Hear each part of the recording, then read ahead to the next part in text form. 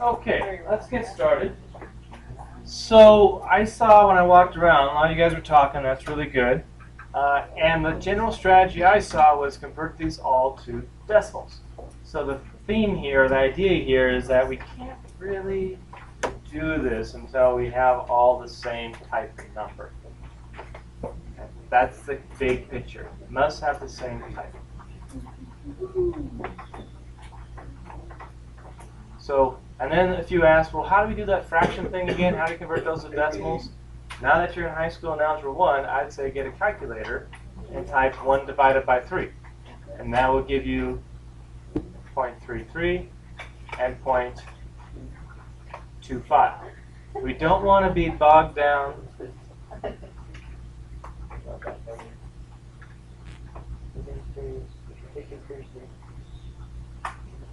Ready? We don't want to be bogged down by arithmetic in algebra. You don't want to be missing algebra problems because of arithmetic from elementary school. Get a calculator, even if it's the 99-cent one for now from Big Lots.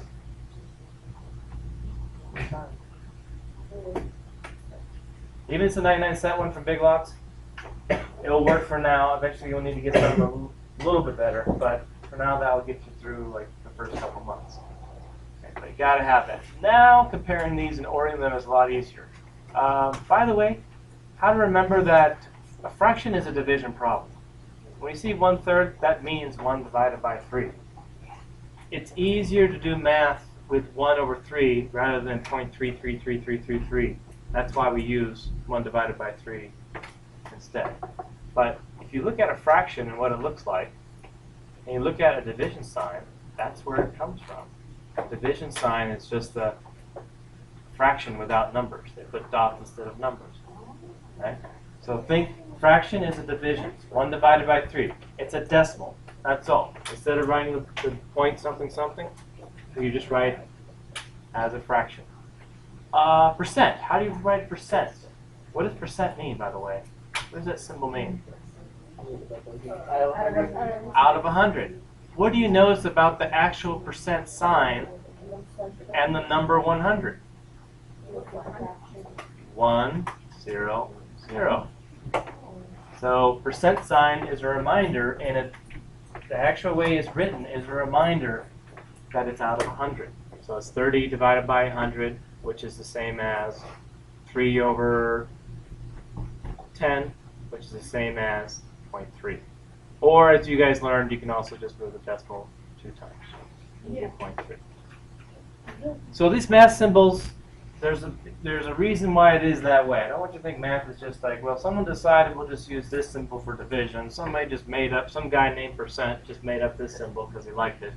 You know, there's actually a reason. You know, the percent sign is 100, 1, 0, 0. Division sign is actually a fraction, 1 over 3. Okay. Fractions are divisible.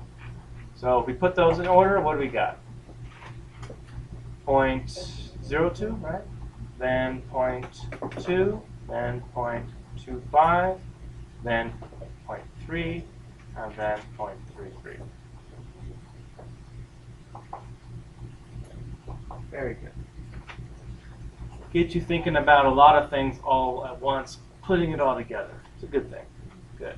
So how about this? Also has to do about units. Focus on just this part. This is saying, what is wrong with this? What's the mistake here? Yeah, take a second, talk to someone next to you. See if you can figure out what the mistake is on this. The mistake is what? Yes. Isn't the line in C supposed to be straight? Too detailed. We're looking at this. Oh no! I realized we were close. Yeah, right.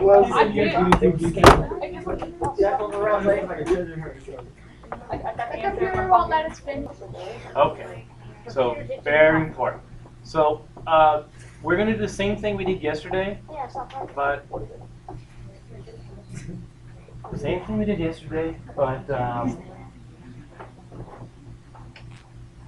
decimals will be included on everything. Algebra is the same. What you do on both sides.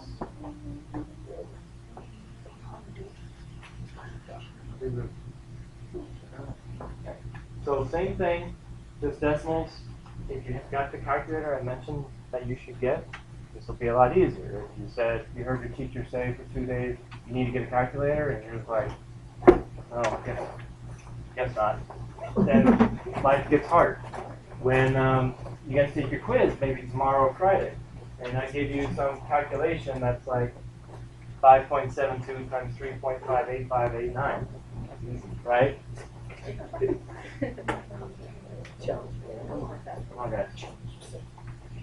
And you do, and you take 5 minutes to do a calculation instead of taking 2 seconds to punch it in.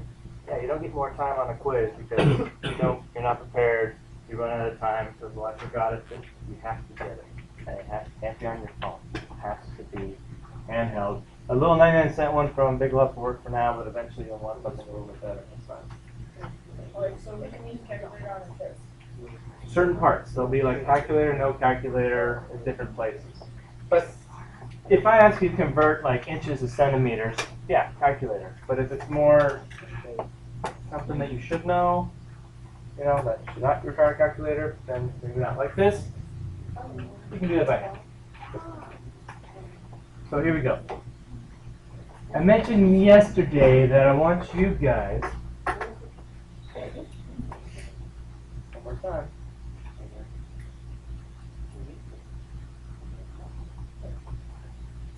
I mentioned yesterday I want to get you guys, especially the freshmen, you've had a lot of rhymes and tricks and stuff like that to get answers right without understanding why it actually works. So there's like you keep flip, and this, and that, and why does that work? I don't know, it just does. And that's what gets you detached from reality and you think math has nothing to do with the real world because you're doing little nursery rhymes instead of real life stuff. So when you see this, I want you to think, as I mentioned yesterday, negative numbers is owing money. Okay, you paid somebody $7.80. You pay someone else $2.60. And how much do you owe? What is it? Go ahead and write it down. Pay someone $7.80. Pay someone $2.60. How much is that total? Write it down. Do it yourself. Don't wait for somebody else to do it for you. I'm just going to sit there and stare because I don't have to do it. The more you write, the more you do, the more you'll know. Write it out. So we have how much? 10.4.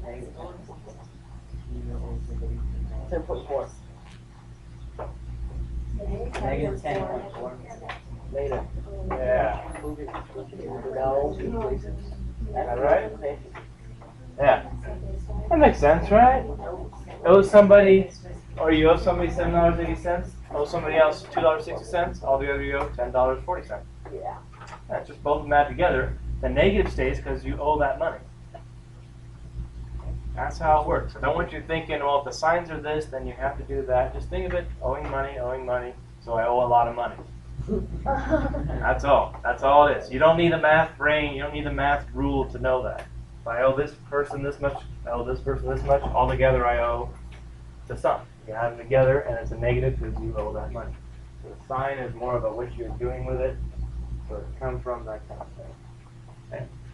Okay. Same thing below. You owe $3, but then the positive, you pay $2.74 of it. Now, do you still owe some, or do you have left over? You still owe money. Yeah, because you owe $3 and you only paid off $2.74. So you know the answer is negative. You still owe. How much do you owe, though? How much do you owe? How far away is this from 3? 26 cents. Yeah, 26 cents.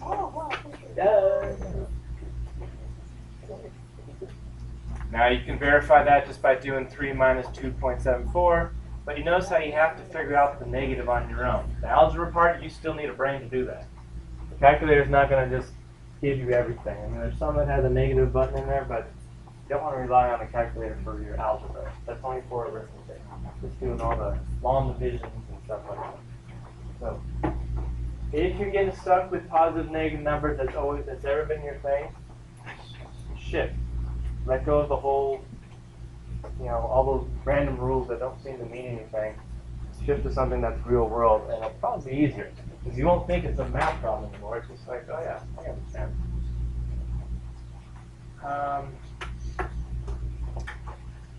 Multiplication.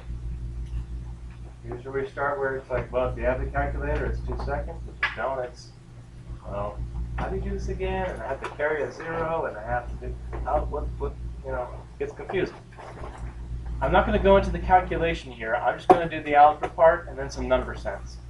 Is the answer positive or negative? Positive. Multiplying negative times a negative is positive. Again, the calculator won't tell you that. You got to know algebra. Okay?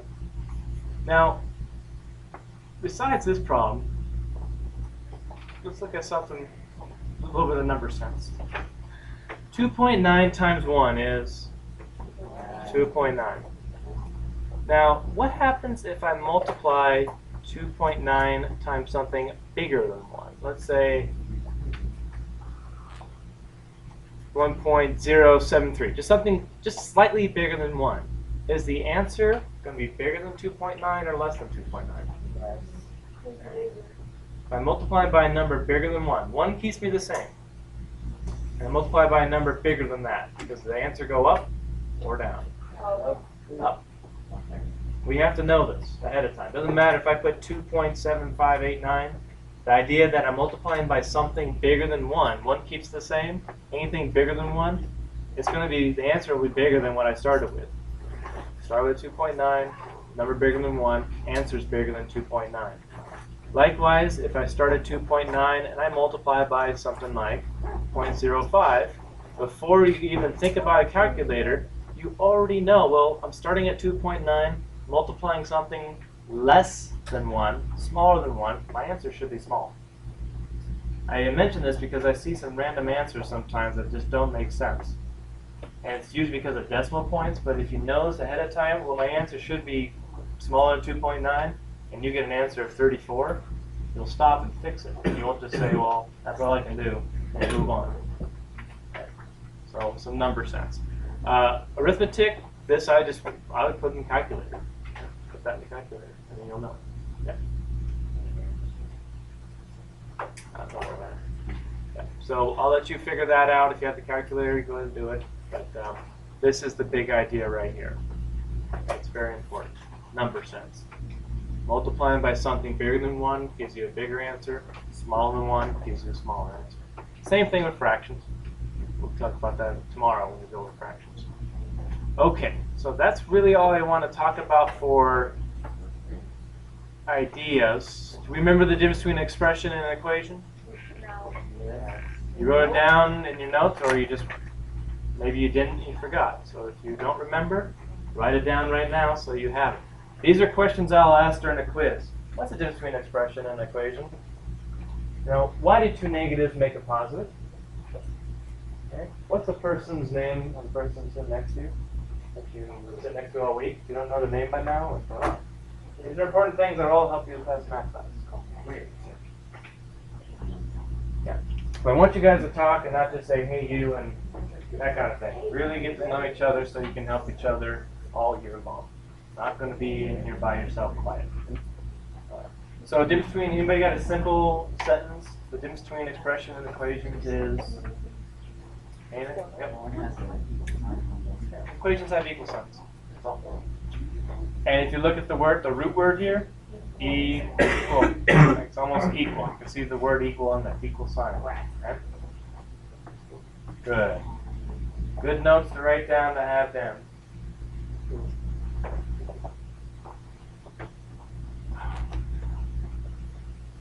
Okay, let's pass out the work and get started a little bit. I'll give you guys a second to look it over, and then we'll do a few together if we need to. Okay?